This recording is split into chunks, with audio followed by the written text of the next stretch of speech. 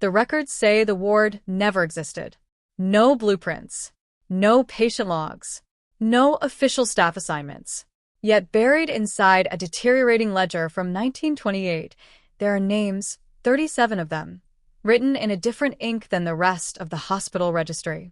Each name is followed by the same 3 words: transferred to Ward C. The problem is, according to every surviving document, Ward C was never built. According to archived correspondence from the Virginia Department of Health, the hospital in question, Ridgewood Infirmary, located deep within the Appalachian Mountains, only had 2 operational wards at the time.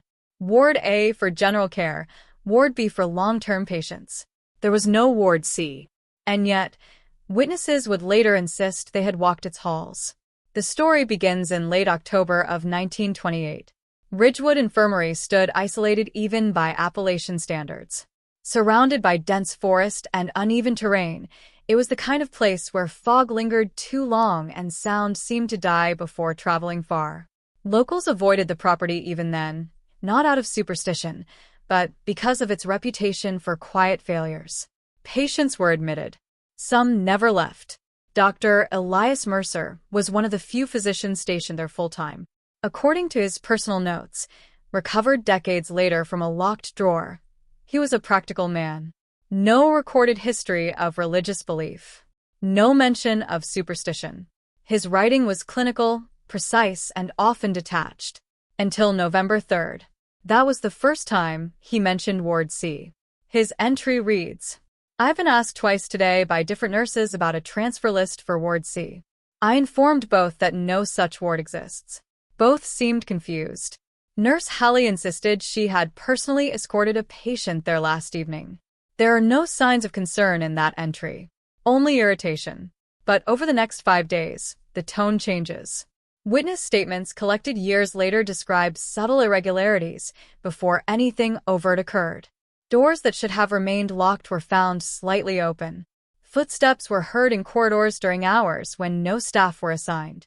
At first, these incidents were dismissed as fatigue. Ridgewood was understaffed, and long shifts were common. Exhaustion creates mistakes. It plays tricks on the senses. But then patients began asking questions. One of the earliest documented cases involved a man named Arthur Bell, admitted for severe pneumonia. According to Nurse Hallie's report, he woke in the middle of the night, visibly distressed, insisting that someone had been standing at the foot of his bed.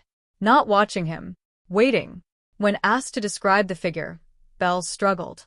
He reportedly said the person looked wrong in the light. Not deformed, not injured, just incorrect. He died the following morning. The cause was listed as respiratory failure. But Dr. Mercer's notes tell a different story.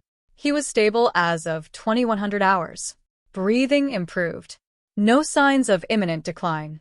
At 3:12, he began convulsing without prior indication. Eyes remained open throughout. There was no vocalization. Only movement. That word is underlined twice. Movement. No explanation follows. It was after Bell's death that the first confirmed reference to Ward C appeared in an official log. Not in Mercer's handwriting. The entry is brief. Patient transferred to Ward C for observation. No signature. No timestamp. And most notably, no record of the patient's original admission. From that point forward, the number of undocumented patients increased. Nurses reported tending to individuals they could not later find in any registry. Beds that had been occupied during a shift would be empty by morning, with no discharge paperwork. No death records. Nothing. At first, it was assumed to be clerical error. Then something else began happening. Staff started losing time. Nurse Hallie provided one of the most detailed accounts during a later inquiry conducted in 1956. Though she was elderly by then, her recollection of events remained consistent. She described entering a corridor she did not recognize. "I thought I had taken a wrong turn," she said. "But the hallway, it wasn't part of the building I knew. The walls were older. The lamps were dimmer, and the air felt still. Not quiet. Still."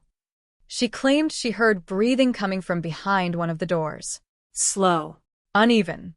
When she opened it, she found a patient lying on a narrow bed. The man's face was partially obscured by shadow, but his eyes were open. Watching her, she asked for his name. He did not respond. Instead, he whispered something she could not understand. Then she noticed something else. There was no chart at the foot of the bed. No identification tag. Nothing to indicate who he was or how he had arrived. She left the room to find assistance. When she returned, the corridor was gone. In its place was a storage area she had used dozens of times before. The door she had opened no longer existed. Dr. Mercer initially dismissed her account, but his private notes suggest he began to reconsider. On November 11th, he wrote, "There are inconsistencies in spatial layout that cannot be explained by architectural design. Certain corridors appear to exist only under specific conditions. Lighting seems to play a role. I have begun marking walls to confirm continuity." There is a gap in the journal after that entry. 3 days. When the notes resume, the handwriting is noticeably less stable. "I followed the corridor." No further context is given at the start of the entry. I do not believe this is a hallucination. The ward is real in the sense that it can be entered, traversed, and exited. However, its point of access is not fixed. It appears between spaces, not connected to them in any traditional manner. He goes on to describe the interior. The walls are described as unfinished, though not in a construction sense. More like something that was never meant to be seen up close. The lighting is inconsistent. Some areas are dimly lit by gas lamps, while others remain in near-complete darkness. And then there are the patients. I observed at least 12 individuals occupying beds along the main corridor. None acknowledged my presence directly. However, all were awake. All were aware. Mercer notes that several of them appeared physically healthy. No visible injuries. No signs of illness. But their behavior was wrong. They do not move unless observed indirectly. When looking directly at them, they remain still. Peripheral vision reveals motion. Subtle. Delayed. As if responding to something slightly out of sync. He attempted to speak with one of them, a woman, estimated to be in her early 30s. When I asked her name, she smiled. The expression was immediate and sustained beyond what would be considered natural. She did not blink. She did not speak. The smile remained until I looked away. At this point in the notes, Mercer's language begins to shift. Less clinical. More uncertain. There is a pattern to their behavior. They are not unaware. They are waiting. For what, he does not specify. But the final line of that entry is written in a heavier hand. They are not patients. The following night, multiple staff members reported hearing something moving through the upper levels of the infirmary. Not footsteps. Something slower. Dragging. Deliberate. When maintenance was sent to investigate, they found nothing unusual. But one detail stood out. Several doors that had been locked from the outside were now open. From the inside. The next confirmed incident occurred on November 15th. A young nurse named Clara Vance went missing during her shift. According to staff logs, she was last seen escorting a patient to the East Wing, a section of the hospital that had been closed for renovation months earlier. When she did not return, a search was initiated. Her lantern was found first, placed carefully on the floor at the entrance to a corridor that should not have been there. Several staff members later confirmed this. The hallway extended beyond the known structure of the building. The walls did not match the rest of the infirmary. The air was colder, and there was a sound, breathing, coming from deeper inside. Dr. Mercer was among those who entered. His final recorded entry is dated that same night. I have located the entrance again. It appears stable for the moment. Staff are unwilling to proceed further. I will continue alone. The remainder of the page is filled with fragmented observations. Short sentences. Incomplete thoughts. The corridor is longer this time. More rooms. They are closer now. And then, near the bottom of the page, one of them spoke. There is a pause in the writing after that line. The ink appears smudged, as if the pen had been held in place for several seconds. The final sentence is written with visible pressure. It knew my name. The page ends there. No signature. No closing remarks.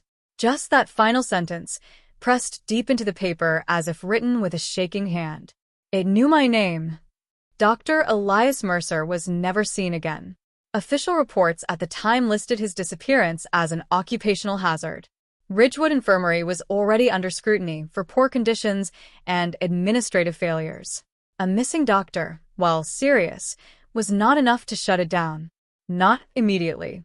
But what followed could not be explained away so easily. Within 48 hours of Mercer's disappearance, 3 more staff members reported experiencing the same corridor. Not similar. The same. Each account described identical details: the uneven floorboards, the dim gas lamps, the faint smell of antiseptic mixed with something older, something damp. And always the same sound: breathing. One of those staff members was a janitor named Thomas Ivers.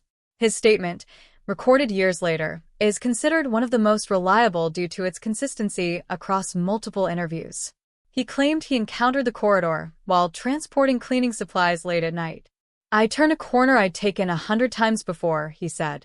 "But the hallway was longer than it should have been. The lights were wrong. Too dim. And there was this feeling, like the place wasn't empty, even though it should have been."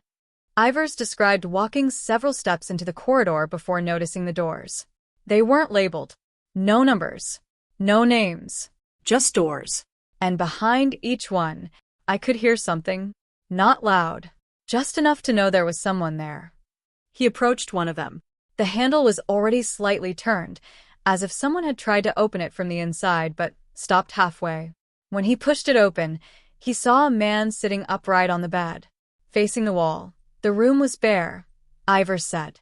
No equipment. No charts. Just the bed and that man. He didn't move when I came in. Didn't even turn his head. But I knew he knew I was there. Ivers called out to him. No response. He stepped closer. That's when the man spoke. He said, "You're not supposed to see this." The voice, according to Ivers, did not match the man's appearance.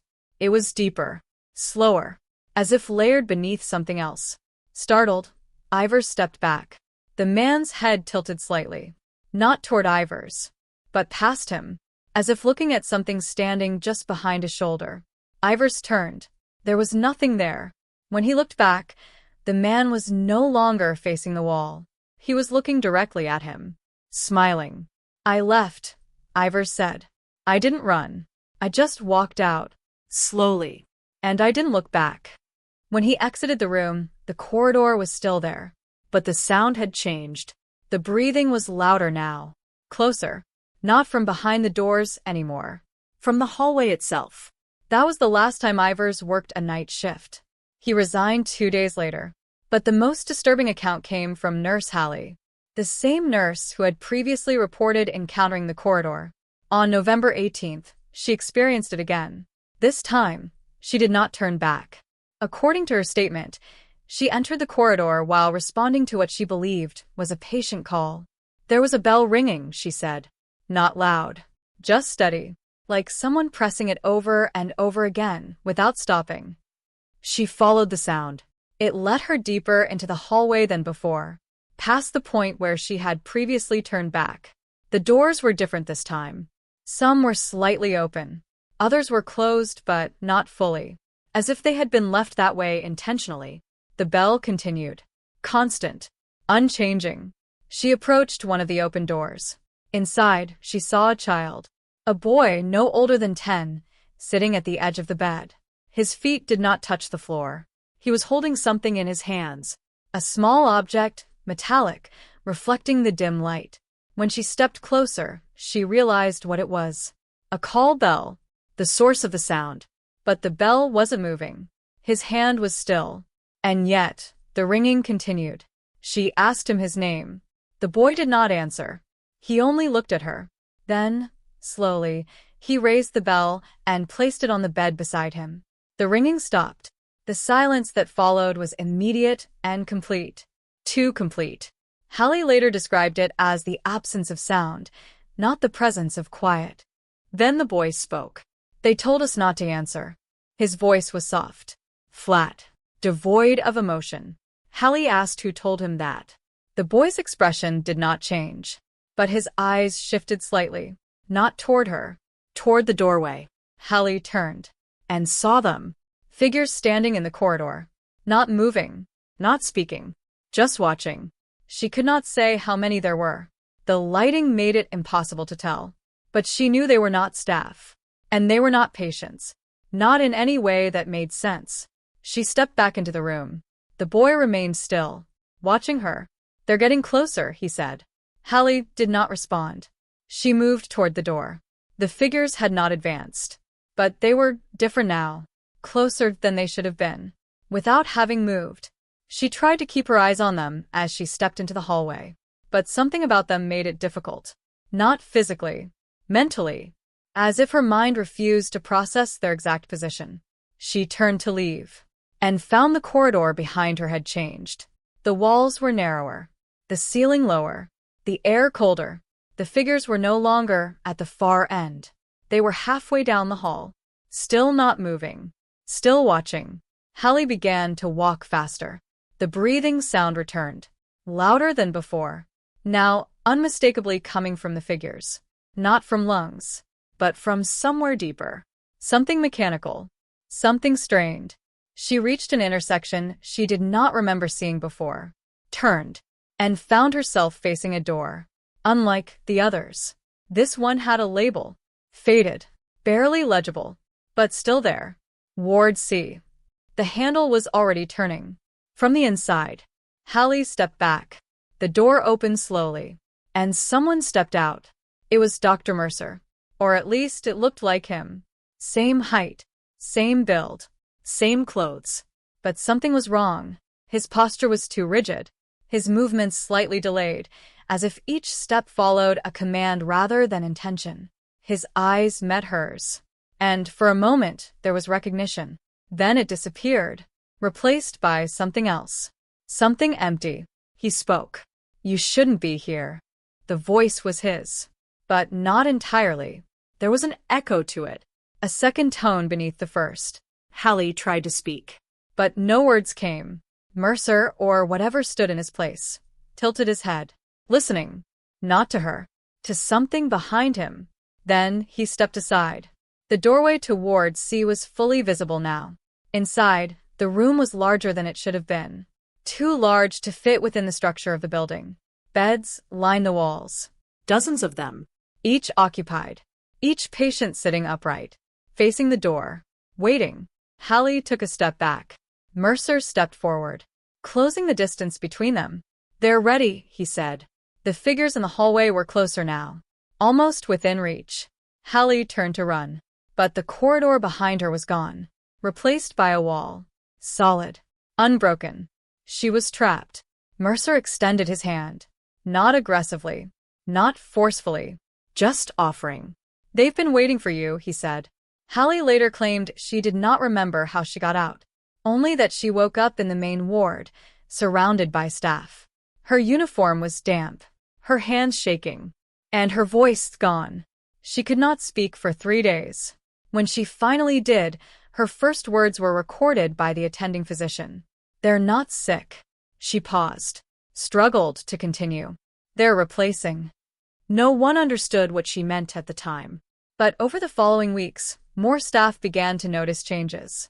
Subtle at first, colleagues behaving slightly differently, pauses in conversation that lasted too long, smiles that didn't fade when they should have, eye contact that felt held unnaturally.